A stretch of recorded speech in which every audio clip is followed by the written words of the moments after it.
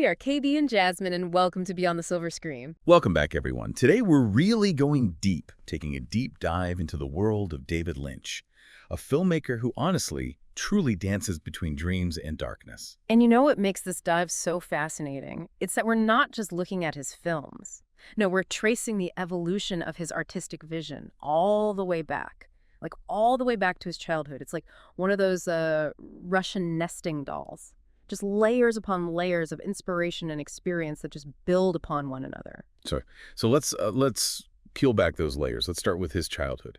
He's described his childhood as a dream, but not like the sweet whimsical kind. It's more like a dream with those unsettling undercurrents, those hints of darkness kind of lurking beneath the surface. Exactly. And it's not just some kind of abstract concept either. Lynch actually points to specific events, like moving around a lot as a kid, seeing the contrast between those like picture-perfect small towns, those picture-perfect towns, and then the darker realities underneath. Those early experiences really infused his work with this sense of duality. Almost like those perfectly manicured lawns in his films. Yeah. Right? At first they seem so idyllic, but there's always that sense that something sinister is hidden, just out of sight. It's like he's trying to tell us something. Like, look closer, things aren't always what they seem. And this fascination with those hidden depths, it even shows up in his early fascination with textures. He talks about this aversion to vinyl, like this constant search for other, tactile experiences. He even experimented with removing the fur from a dead mouse. Wait, hold on. Removing fur from a mouse? Oh yeah, he did. Apparently he used hair remover. And what's really striking is that he describes the result as beautiful. It really speaks to this idea that beauty can be found in the most unexpected places, even unsettling places. That's classic Lynch. Finding the extraordinary within the ordinary, the beautiful within the grotesque. It's like his painting, I See Myself, with those two figures, one light, one dark, and skeletal, representing this inherent duality in human nature. It's a theme we see echoed throughout his work. Absolutely. It's like those figures are constantly battling for dominance, both within ourselves and within the world around us. And this idea of internal struggle is amplified when we look at the influence of place, like the influence of place on Lynch's art. He talks about Philadelphia with that gritty industrial landscape as a catalyst for his creativity. The smells, the sounds, the atmosphere, it all fed into his unique artistic vision. But isn't it interesting how he later moves to Los Angeles? A city that, on the surface, seems so different from Philadelphia, and yet, even in that sprawling metropolis, he finds inspiration.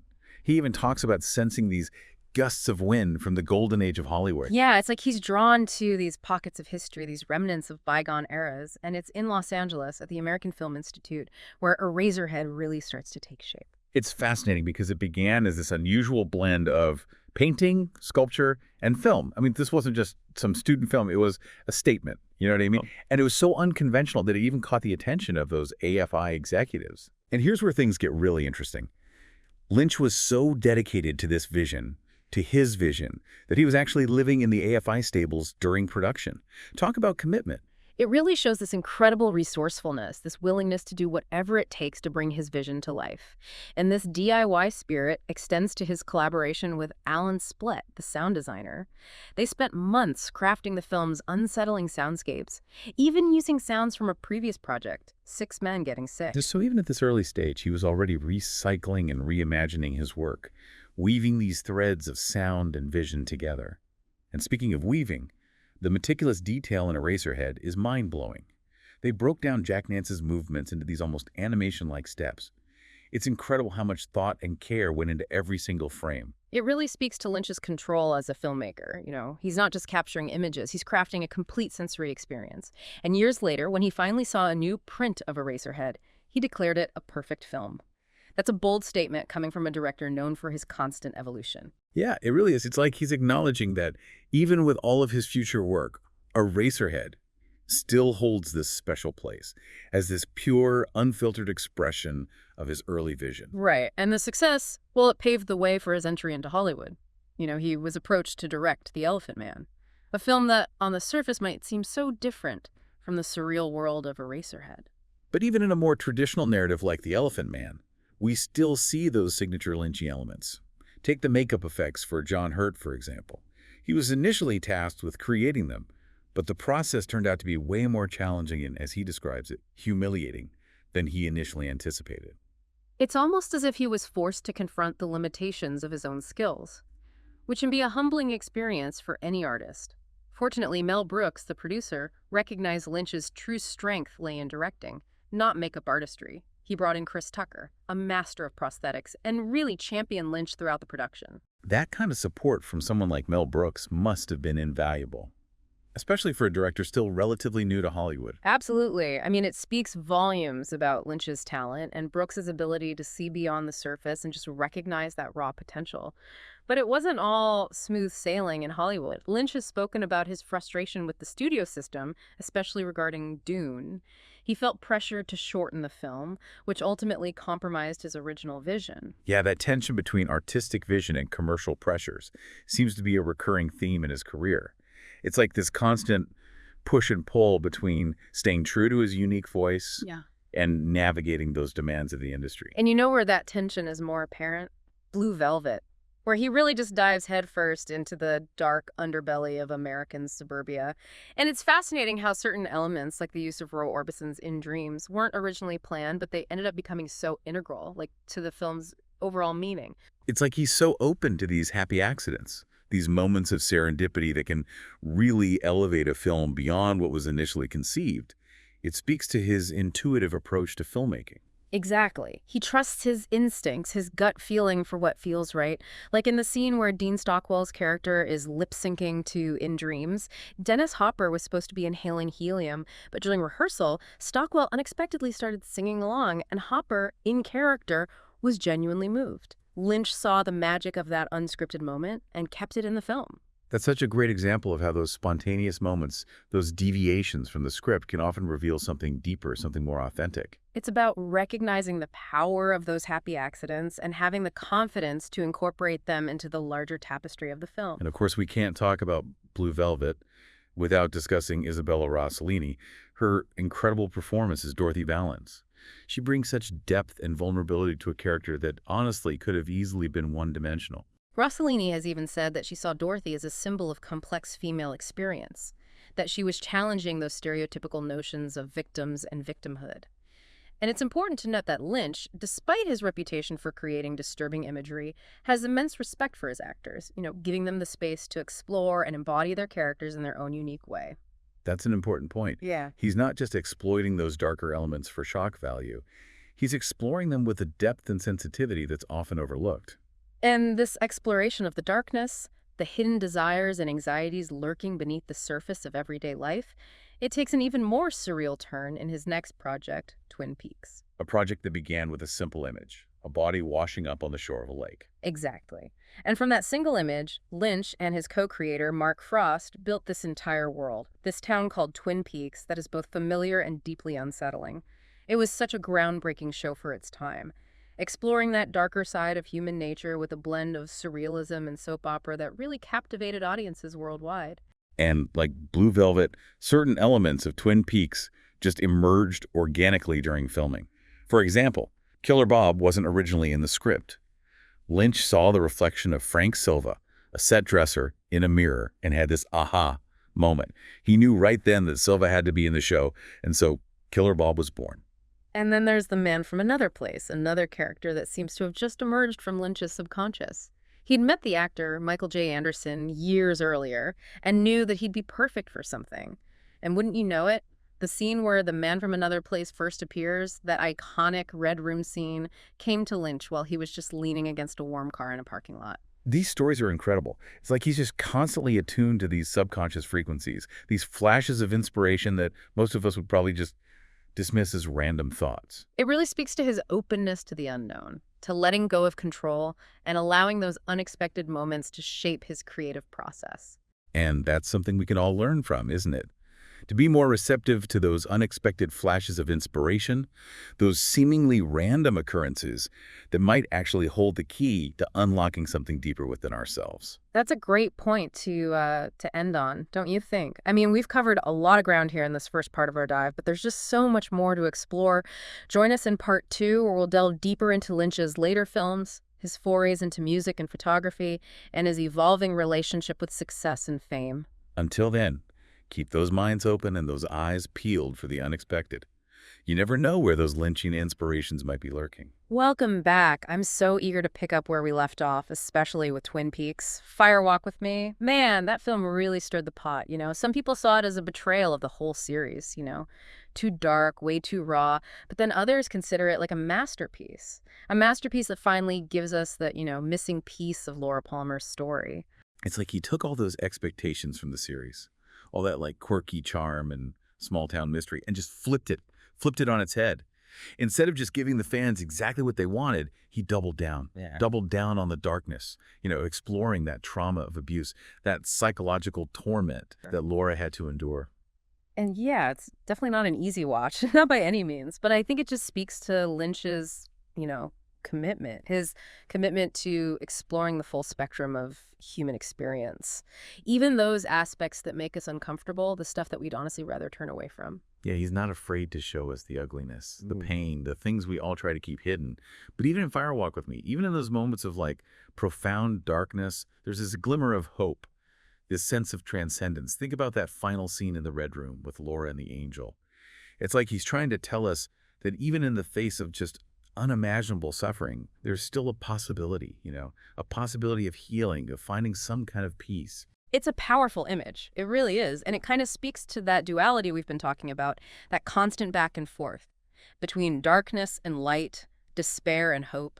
That just runs through all of Lynch's work. Yeah. It's what makes his films so challenging, so thought-provoking, and ultimately so rewarding. So we've seen him tackle the darkness head on in Fire Walk with Me, but then he just shifts gears completely with the straight story. It's almost like an outlier in his filmography, don't you think? This simple, really heartfelt story about an old man traveling across the country on a lawnmower to see his ailing brother. I mean, where's the surrealism? Where's the darkness? Well, what's remarkable about the straight story is that it shows us something else. It shows us a different side of Lynch's, sensibility, this tenderness, this grace that maybe, just maybe, has been there all along. It just hasn't been so, explicitly in the forefront. It's a film that celebrates the human spirit, the power of simple kindness, and the beauty of connecting with the world. And he does it with such restraint, such masterful control of the tone, the pacing. I mean, the film moves at this really deliberate pace, almost meditative, mirroring Alvin Straight's journey and allowing the audience to really absorb the emotional weight of the story. And the casting of Richard Farnsworth as Alvin, well, it's just perfect. He brings this quiet dignity and authenticity to the role, and his performance is just incredibly moving. It's interesting, too, how The Straight Story was co-written by Mary Sweeney, Lynch's longtime partner, an editor. You can really feel her influence in the film's sensibility. And it speaks to Lynch's openness to collaboration, his willingness to step outside of his comfort zone and just explore different modes of storytelling. Yeah, that's a really important point. Lynch is often portrayed as this solitary auteur, but a lot of his work is the result of collaborations, of bouncing ideas off others and allowing those interactions to shape the final product. It's like a jazz ensemble. Everyone's playing their part, riffing off each other, creating something unique, something unexpected in the process. And speaking of collaboration, let's talk about Lost Highway, a film that's kind of a return to that darker, more surreal territory that we associate with Lynch. He actually co-wrote the screenplay with Barry Gifford, a novelist whose work shares that same blend of mystery, dark humor, and psychological unease that we see in Lynch's films. It's like they were just meant to work together. Oh, yeah, definitely. Lost Highway is this crazy, labyrinthine journey into the subconscious, exploring these huge themes of identity, memory, and just the nature of reality. It's one of those films that defies easy interpretation, encouraging us to just piece together the whole fragmented narrative, and draw our own conclusions. It's almost as if he's daring us to, keep up with him, to engage with the film on a deeper level, He's not interested in just spoon-feeding us the answers. He trusts us to embrace the mystery and grapple with the film's unsettling implications. And those unsettling implications are kind of taken to this even more dreamlike extreme in Mulholland Drive, this hypnotic and haunting meditation on Hollywood, on dreams, on nightmares. It's like a love letter to cinema. But at the same time, it deconstructs the myths of Hollywood and exposes that dark underbelly. And what's so fascinating about both Lost Highway and Mulholland Drive is how he uses these recurring motifs, dreams, electricity, industrial landscapes, the uncanny, to kind of weave a thread through all of his films, creating this interconnected universe where reality and fantasy are like constantly blurred. And those motifs aren't just there for show, you know? They're not just visual flair. They function as metaphors, inviting us to look deeper, look beneath the surface, and really grapple with those deeper meanings embedded within his work. For example, the baby in Eraserhead. It can be interpreted in so many different ways. As a symbol of fear, responsibility, like the anxieties of parenthood, or even the creative process itself. Exactly. See, Lynch doesn't give us those definitive answers. He invites us to engage with his work on a symbolic level, you know, to find our own interpretations and draw our own conclusions based on our own experiences. And that openness to interpretation is what makes his films so endlessly fascinating, so rewarding.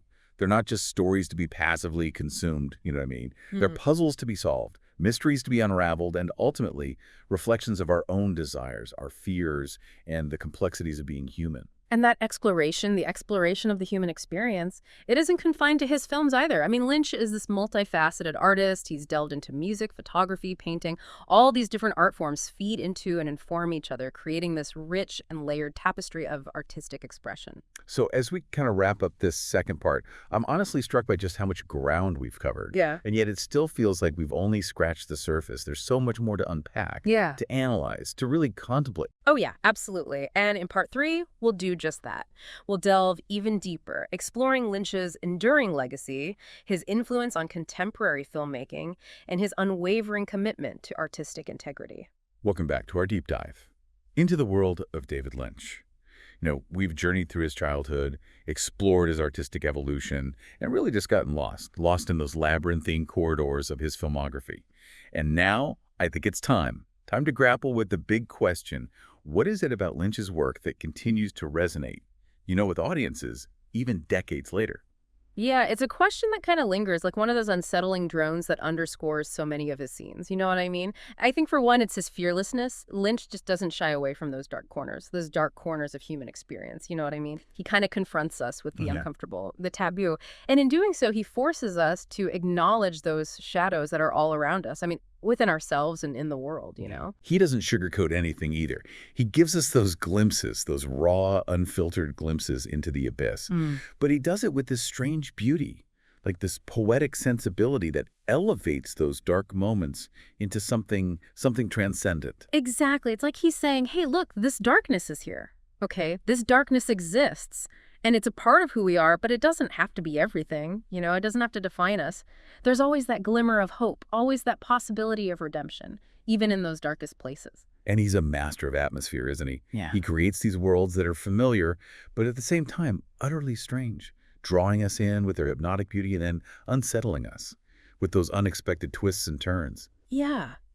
Think about those images, those iconic images that stay with you, you know, long after the film is over. The red curtains of the Red Room in Twin Peaks, the flickering lamplight in Dorothy Valens' apartment, you know, in Blue Velvet. Or those vast open landscapes of The Straight Story. Those landscapes juxtaposed against that slow, deliberate movement of Alvin's lawnmower. I mean, each image is just so carefully crafted, so rich with symbolism, with meaning. And you just can't talk about Lynch without talking about the music.